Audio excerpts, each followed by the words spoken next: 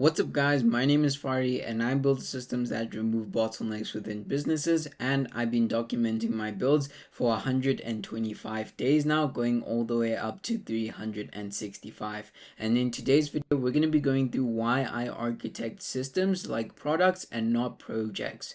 And this, I'm always going to do my usual style of peeling back the layers and focusing on, the different layers and how they interact with each other as well. So we're going to be looking at the problem layer first, then we're going to move on to the core insight layer, and then the different mechanisms that all ultimately play a role as into why I basically treat them as products rather than projects, and then finally the outcome layer and how that interacts or ties everything up together. So if we jump into the problem layer straight away, we can see that most people build systems like projects, and which basically means that they do it as a one and done checklist, but rather not looking at them as products. And this means that once the deliverable is done, they move on to the next thing. And the issue with this is that projects end but products evolve. Products require feedback loops, evolution, and just constant iteration as well in order to progress and also evolve.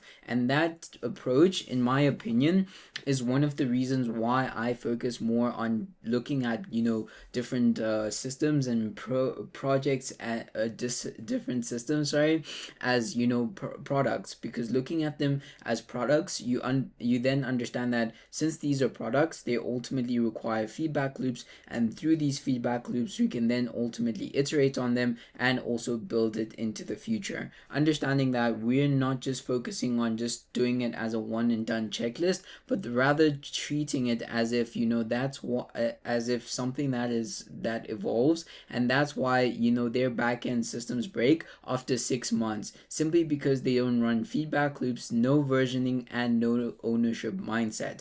And through this ownership mindset, that ultimately means that we're taking ownership and saying, hey, this specific system that we're building, we're treating it as a product, and this product ultimately is going to evolve over time. They're going to be feedback loops, they're going to be things that we're going to get wrong, and they're going to be things that we get right. And taking this approach ultimately allows us to then treat them as products, in my opinion. And these products are ever changing, they're ever growing, and they're ever lasting as well if you just keep on iterating on them as well. And I've spoken about this in my previous video, when I was talking about having this mindset of building systems or building processes and workflows is a never ending cycle. It requires a understanding of what it is that you're building, and understanding that this needs to have an expiry date in terms of versioning as well. And that is why it's here, in terms of we're going to need different versions that are ultimately going to run how our business moves through time. You can't expect your business to grow if your systems and processes don't grow as well.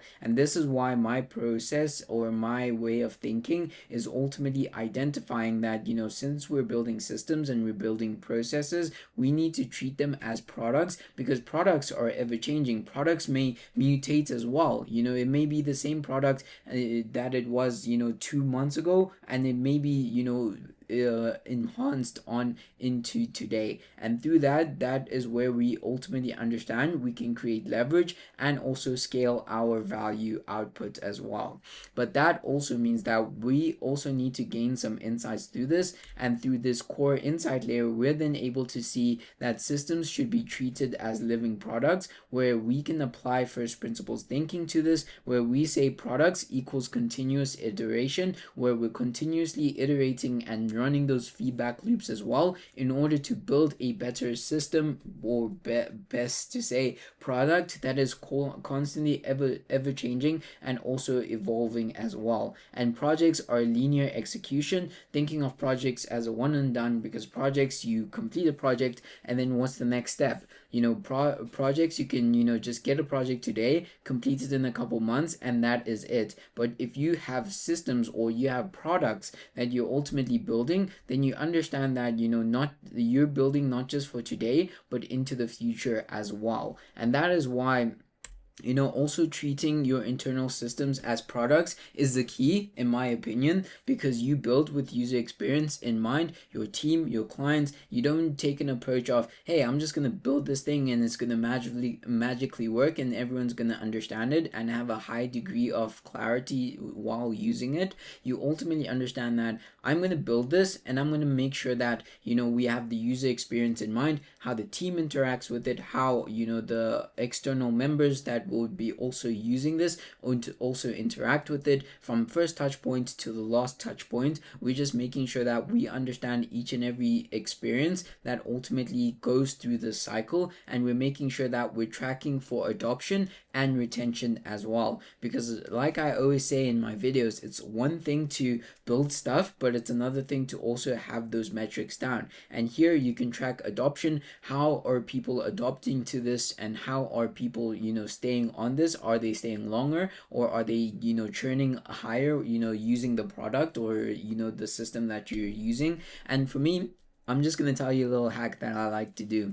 I like to ask my clients to send over a 1 hour video of them just using the thing that we built them, or just using the platform or the system that we built them, to get to better understand how their workflow runs, and also understand what the retention is for them. Is it adding value? Is it decreasing value? How is it interacting with them and their business use case? And understanding that goes a long way. If you're then able to track, say, hey, our client is spending 2-3 hours a day solely on something that we've built, then you're then able to understand that this now acts as a core function of their business, and then you build around that as well. And understanding that through this you can also collect feedback, where you then iterate and then deploy new versions of this product. And this is one of the most important modes, to understand that a product is never changing. Projects end and they have a life cycle, like I spoke about in yesterday's video when I said that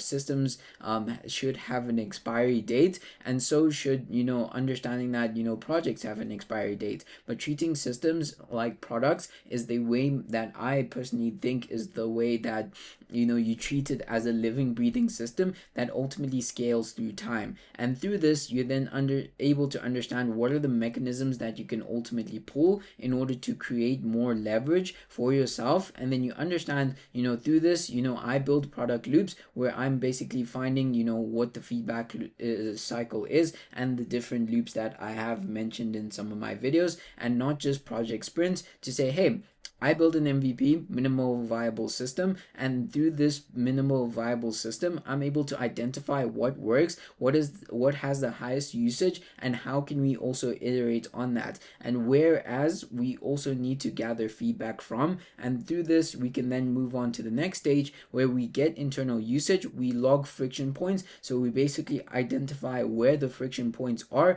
people having some trouble understanding in terms of clarity, in terms of the process, that process, or in terms of the process, in terms of the onboarding process, is that step pretty clear for them to understand, or is it not as clear as well? So we're basically taking the approach of how can we reduce friction as much as possible, and also make sure that we're gathering the data as well, because data also powers how we're then able to build into the future. But this also means that we then move on to the third step, where we iterate, and then we basically remove one friction point at a time. And then number 4, where we basically release the version 1.1, version 1.2, etc, etc. And then we use different tools, basically tools for documentation. My favorite tool for documentation is Notion. You could even use Google Sheets for tracking as well, and Loom for async walkthroughs, where we're basically just recording a Loom video and sending it to the team members,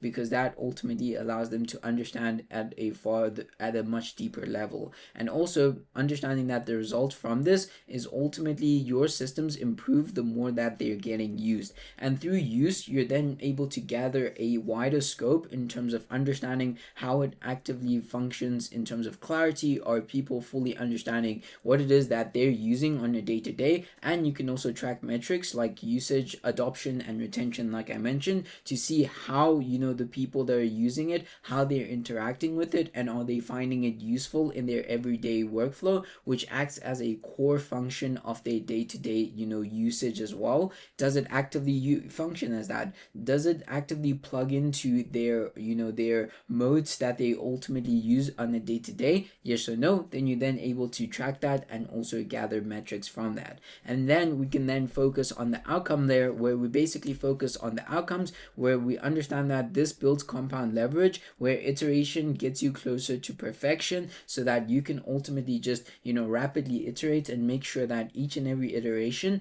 we're ultimately pushing, to get closer and closer to perfection, quote unquote.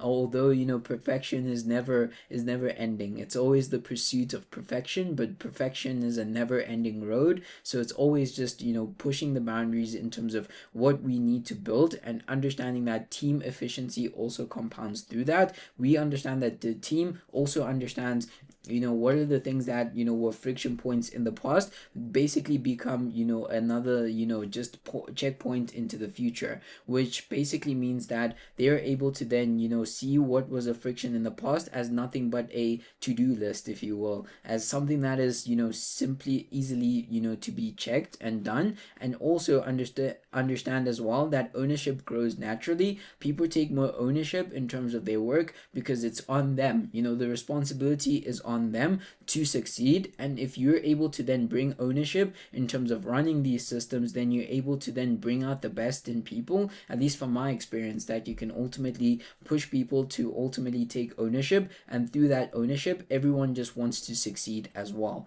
And also turning your backend into an actual product ecosystem rather than a static asset, basically focusing on turning this into a product ecosystem that scales with time and grows through feedback cycles, loops as well, and also constantly, iterate, and is also constantly being iterated on. And this ultimately, allows you to then run your systems such as, products rather than projects. And this is one of the modes that, I strongly do believe in, to treat systems as an never ending thing, or that ultimately, or not thing, but as a never ending modes that ultimately compounds leverage through time, and making sure that each and every single day we're then able to build on this, rather than just say, hey, this is a project, this is a one and done, and that is it. Because it always functions as a core function of the business. And that means that each and every single day we need to make sure that we're pushing the boundaries forward, and making sure that we're learning, we're failing, and we're also improving at the same time. And if you guys enjoyed this video, make sure to check out my newsletter that I recently just rolled out, and also make sure to connect with me on X, LinkedIn, Instagram if you want to learn a lot more, or just to jam on anything. So yeah, if you guys enjoyed this video, I will see you guys in the next one.